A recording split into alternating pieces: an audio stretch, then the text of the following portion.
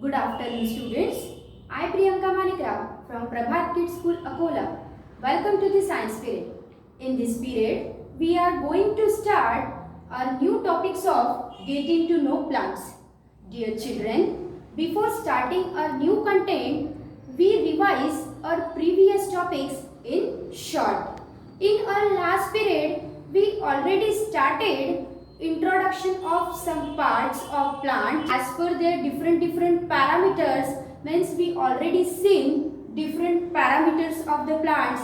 The parameter means height of plant, then color of their stem, thickness of stem, the flexibility of the stem, then their durability, then their lifespan. As per their parameters, plants classified into different categories. So, as plants classified into herbs, shrubs and trees. So, what is herbs? Yes, we already studied that herbs are some type of plants with the green and soft tender stem. Means those plants they having the soft and tender stem. That type of plant they including into this special category herbs. Some example we already discussed: wheat, paddy, cabbage, mustard, sunflower. So many examples they including into the herbs category. Now come to the next, shrubs. What about the shrubs? Some plants have stem which is at the branching at their ground level. Means they have the stem branching out near the base level. So the stem is hard but not a very thick. Means that type of plant they have the hard stem but their stem is not a very thick. So such type of plants they are called as shrubs. So some example of shrubs are hibiscus, lemon, tulsi and rose plant. This is also shrub. Then come to the next, that is trees. So trees, this is very common type of plant. Means the one of the best parameter or one of the best property of trees are the trees are very tall. Yes, but as per their tallness or as per their different properties, some plants they are very tall and have the stem and have the branches in their upper level, upper part, so much above the ground surface. So such type of plant are called as trees. Some examples are coconut trees, teak trees, sandal tree, mango, shisham. So many examples they including into the trees. Now another two categories we also studied in our last period, that is creepers and crampers. What is creepers? Plants with a weak stem. Means they have the weak stem and they unable to stand upright and spread on the ground surface. So such type of plants are called as a creepers. Some examples are bottle gourd, watermelon, then mint are the examples of creepers. Then what about the climbers? Then those plants they are unable to upright, so they take the support of other plants or they take the support of walls or another supportive things and climbs. So they take support of walls or other plants to take climb are called as climbers. Some example are pea plant, then money plant, cucumber are the examples of these climbers. Then come to the next topic, different parts of the plants. In different parts of the plant, we already discussed that parts classified into two main system. Means the parts of a plant they classified into two main system. As per their structure, plants have a basic main parts.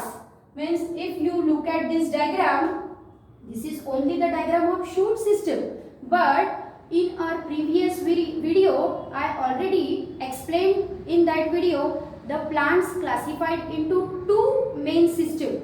First is the root system and another one is the shoot system. Before we starting the systems, plants have the main parts that contain flowers, bud, fruit, leaves, then root, stem. They all are the important parts of plant. But if you observe closely the structure of plant, you notice that some part they occurs or they obtain under the ground. So this part is called as a root system. But some part of the plant they obtain above the ground surface. Yes. So we can say that flowers, then fruits, then some stem, leaves are the are shoot system. Okay. Then this is all about the parts of plant. Now we have to discuss the different parts of a plant in detail. Now as per your NCERT sequence, we have to start the first part of the plant, that is stem.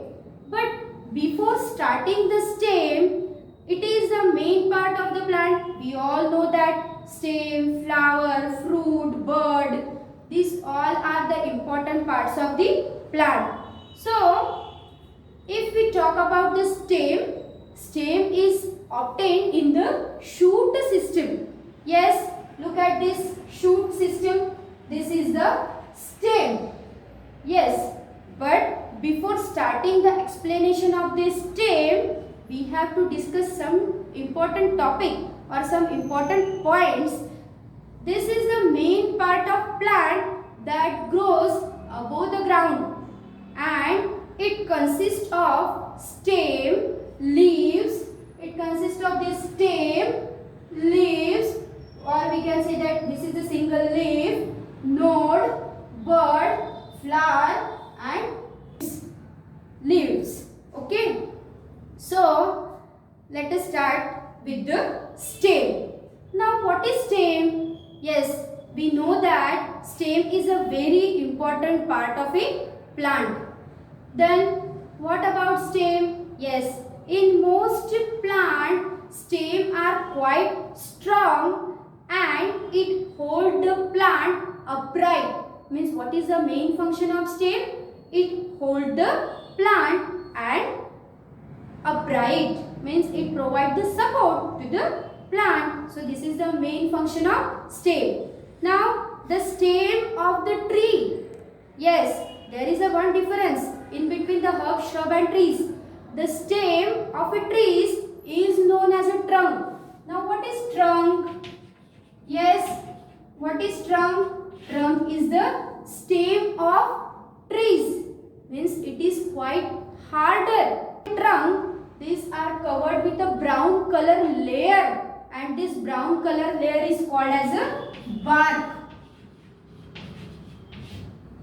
Yes, this bark is a brown color protective layer which is occurring in the trees. Then some small outgrowth. Look at this diagram carefully that contain the small outgrowth. Look at this small outgrowth. This small outgrowth of the stem and the part are called as a bud. So this is the bud. A small outgrowth is called as a bud. This is also a bud. Yes, in this diagram there is a structure of bud is given. This is the apical bud. What is apical bud? The bud is classified into two different categories. First is auxiliary bud and another one is apical bud. Now what are the apical bud? Yes, the bud is present at top layer. Look at this diagram. This is the apical bud which is occurs at only top layer. This is called as the apical bud. And what is the auxiliary bud? The bud which is occurs in between the stem and the leaves. This is the auxiliary bud. Means the bud is occurs in between the stem and the leaf is called as a auxiliary bud. So this is the part of bud. Now for the upward growth of plant, auxiliary buds are found in between the stem and the leaf. Or we can say that this is the stack also. Stack means S-T-A-L-K. This is the part of plant. Now the auxiliary buds give rise to the many new branches. Yes, these are responsible for giving the new branches. Okay. So these all are the part of root system. Now what is these all are the part of stem. Now come to the next topic, that is the function of stem. What is the main function of stem? There are two main functions of the stem. First is to give support and another one is to help in conduction process. Now what is a support system? We all seen that the stem bears and support the branches, leaves, flowers and fruits. Mean it is simply a support system of the plant. Leaves are arranged on the stem in such a way that they get a proper sunlight for preparation of their food. Means there is a arrangement of the leaves that they easily trap the sunlight and prepare their food material. This is one of the important function of stem. Now come to the next function. It helps in the conduction. The one activity is given in your textbook. That what happened in that activity, you have to gently pull out the balsam plant. Means simply we have to take the nishigandha flower plant and you have to dig out from the soil. Now what happened? Cut the roots with the help of blade. Then dip the base of this cut stem in a glass that containing water, to which we have to add some amount of red ink. Now what happened? Observe what happens after 24 hours. Then after 24 hours we will notice that what happened as per your opinion. Yes, as per your knowledge, this is very common example. Yes, after 24 hours you will notice that the red colored veins on the white flowers, means some amount of the red color which is occurring at the white flowers. So the stem conduct the red color ink from the water also up to the flowers. Now when you cut through the stem, you find a several tiny red spots on it. So these show that stem contains a narrow pipelines or tubes through which the colored water moves in upward direction through the stem. Means as per this activity we concluded that, or this experiment shows that stem conducts the water and mineral from the roots to the leaves and other parts of the plants. Now this is the structure of stem and the functions of stem. Now come to part of the plant, leaf. Now what is leaf? This diagram is one of the part of plant, that is leaf. Now what is leaf? The leaf is a flattened, thin, green, lateral structure. Yes, we all know that, which is attached to the stem. Yes, look at this diagram. This is attached to the stem. Yes. Now what happened? We all know that what is the basic function of leaves? Yes. What function performs by these leaves? Yes. Photosynthesis process. Yes, it manufactures the food for the plant. Means we can say that this is the kitchen of the plant also. Yes. Now come to the next topic, that is the parts of a leaf. Look at this diagram carefully. This diagram is of a leaf that contain, this is the base structure which is attached to the stem, is called as a petiole. Now this is the mesh like structure is called as the lamina or the leaf blade. We can say that lamina or leaf blade. This is the different veins present at the structure of leaves.